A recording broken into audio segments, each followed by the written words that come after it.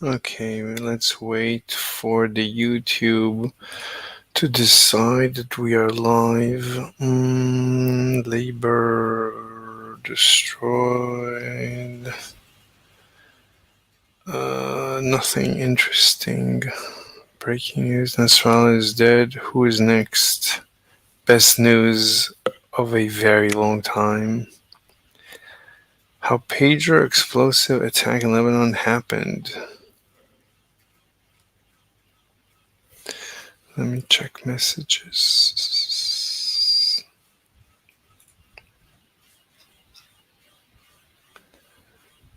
Mm-hmm.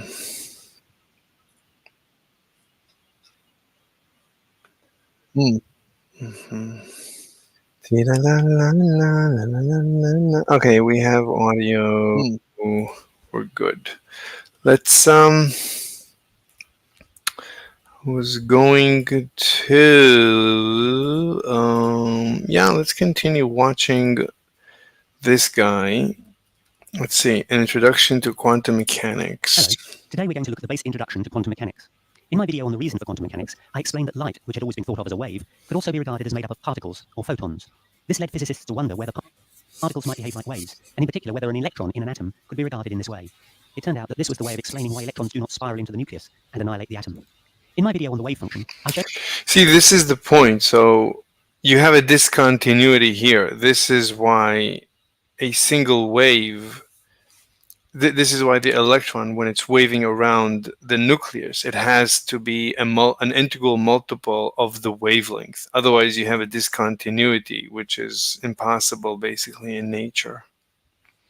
Showed why it was useful to choose a wave equation to describe the electron of the following form. Psi. Right, because basically what it means is that you can't have discontinuity in nature. There's no such thing. Equals e to the I kx, which also equals cosine kx plus I sine kx. K equals 2 pi over lambda, where lambda is the wavelength of the wave. P equals h, which is Planck's constant.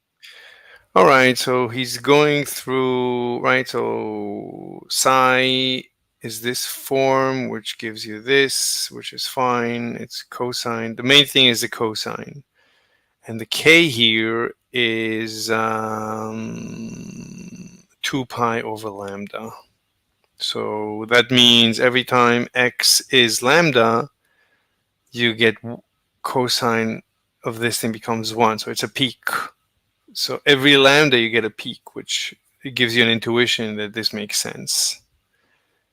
Constant over lambda. That's the de Broglie equation, which is set. De Broglie. So de Broglie, I need to go back and see the derivation of de Broglie. I think it comes out of E equals mc squared or something. So the Broglie equation, P equals h over lambda. So I guess we can replace lambda with h over p. Set out in more detail in my video on reasons for quantum mechanics. So P equals kh bar, and h bar is h over 2 pi. You might wonder why we do not use a simple... So P equals h over lambda. P equals kh bar.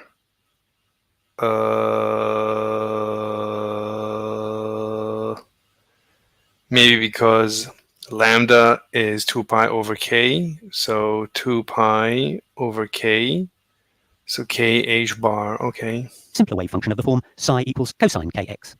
The reason has to do with the uncertainty principle, or Heisenberg's uncertainty principle, which I explain in more detail in another video, but which essentially says that you cannot measure the position of a particle and its momentum. I never saw his introduction to Heisenberg. Position and momentum cannot be measured simultaneously. Same time. This principle is often expressed as delta x, delta p, which is the uncertainty in position multiplied by the uncertainty in momentum, is greater than or equal to... So where is his introduction to Heisenberg? Heisenberg. Where is Heisenberg?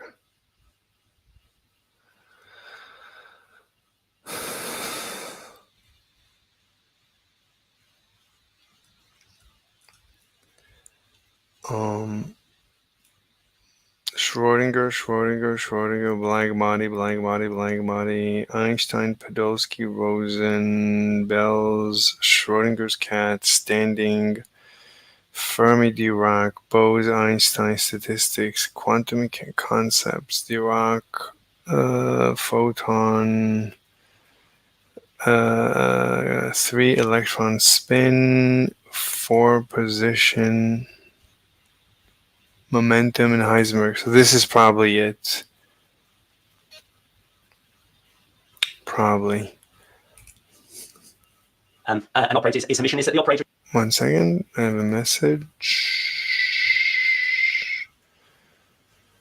I have a phone call. Let me get to. Oh, I need to send them. Oh, I'm gonna have to stop. Yeah, I need to send them a. I need to send. Oh, I can't continue. Yeah.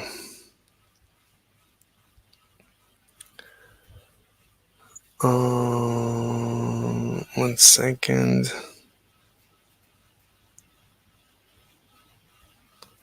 One second.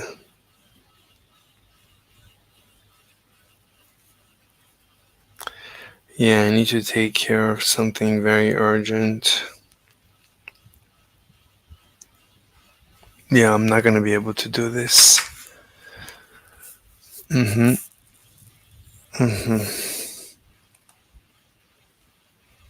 Okay, we know that this is what we need to do.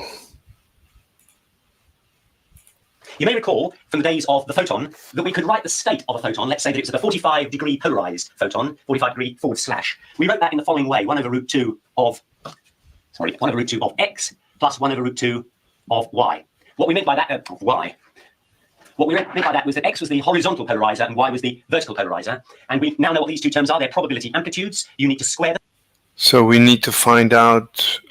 Anyway, this is like detective work. Anyway, we're gonna have to stop here. I need to get something done.